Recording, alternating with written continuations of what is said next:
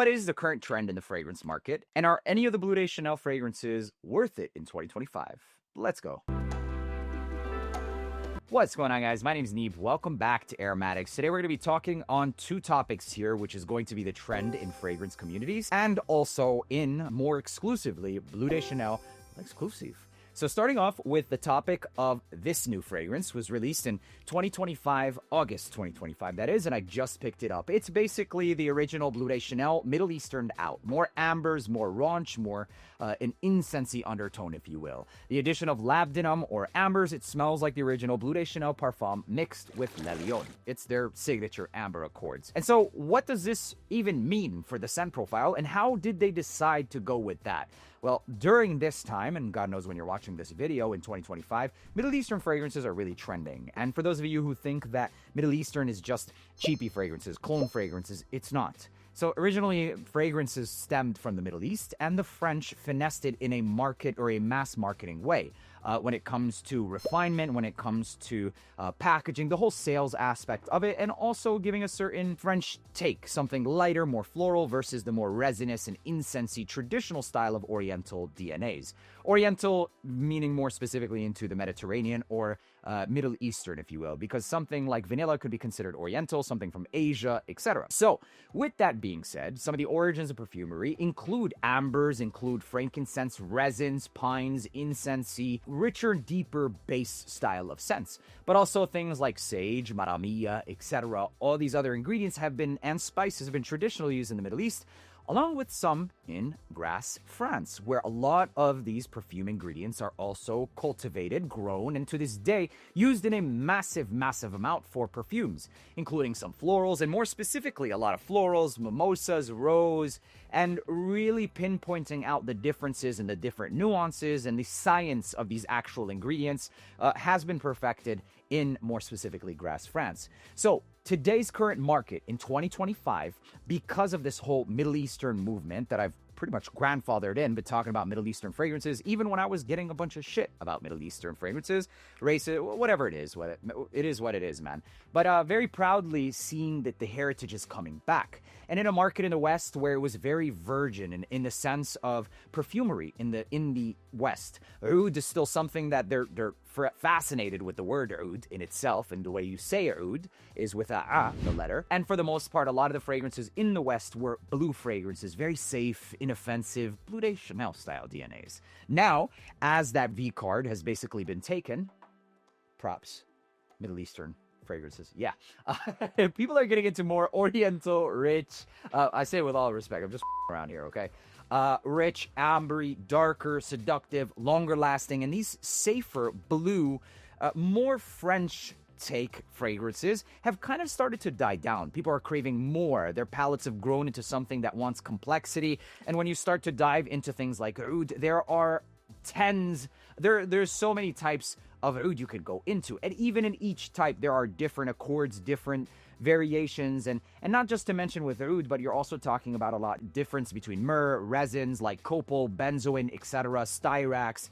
Styrax and benzoin are pretty much hand in hand, but there are different nuances. Omani frankincense versus just regular frankincense, which mostly Oman is known for, etc. It gets pretty deep, okay? Versus just using something like citruses, lavender, and maybe some sandalwood. And that's kind of the era that we were in for a long time. And in that era, Bleu de Chanel was fantastic. And also other fragrances, even like Sauvage, and what Sauvage was built off of, which is going to be Creed. And what you have to understand is trend is not only going to be based on what I grandfathered or taking credit, but rather so much what's actually trending in sales as well. So with the trend of the Middle Eastern fragrances came a lot of success, came a lot of work for perfumers in an era where perfumers were not out there saying, yeah, we made that fragrance rolled product or that Armaf product. It was still technically taboo. Although everything in life is stemmed from inspiration, at least for these fragrances where they were going directly, pretty close. Not everything Middle Eastern is inspiration. There's a lot of niche that was inspired, or how should I say this? French perfumes that were inspired by, the whole thing was inspired by Middle Eastern perfumery, okay? So going back to topic is once upon a time it was taboo. Now there's a lot of realization. It's more woke, and the community in the West is now more aware. And so these perfumers are coming out in regards to what they're actually creating and taking credit for something that might be an inspiration. Because at the end of the day, whoever made this, it's a part of their portfolio, unless you're like Chanel, because they have like captives and protected, whatever. It is what it is. And so yes, you'll have perfumers put their name behind something that's a twist or inspired by, because to a degree, most fragrances are. Not all. There are still some indie niche houses that really try to go for something completely out of the box, but how many notes are there, bro? It's like an algorithm. It's statistics. It's like music. How many beats can there be?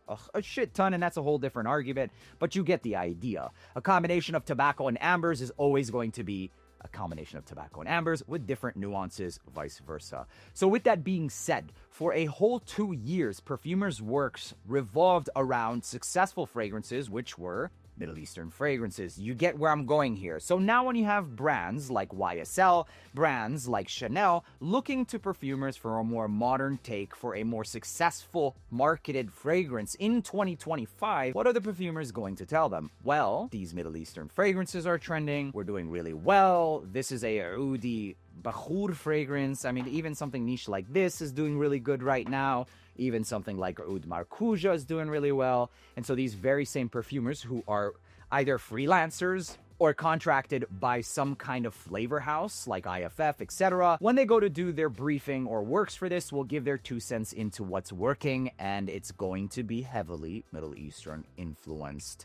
It does make me proud to realize that I did start a lot of the Middle Eastern fragrance wave. It also makes me proud to really bring heritage and information and knowledge of the heritage to a massive audience like you guys, and I love you guys for that, and thank you so much for being supportive. Just subscribe if you're not already, okay? So now moving on and fast forwarding into the most relevant and latest release, the Bleu de Chanel. This is currently the best one. It is the most relevant, it is the most trending, and it is absolutely the most complex in scent profile. Back before this fragrance, for at least, I would say 3 years, I didn't find any relevance for Bleu de Chanel fragrances. By no means is it a bad fragrance at all. It's just boring, bro.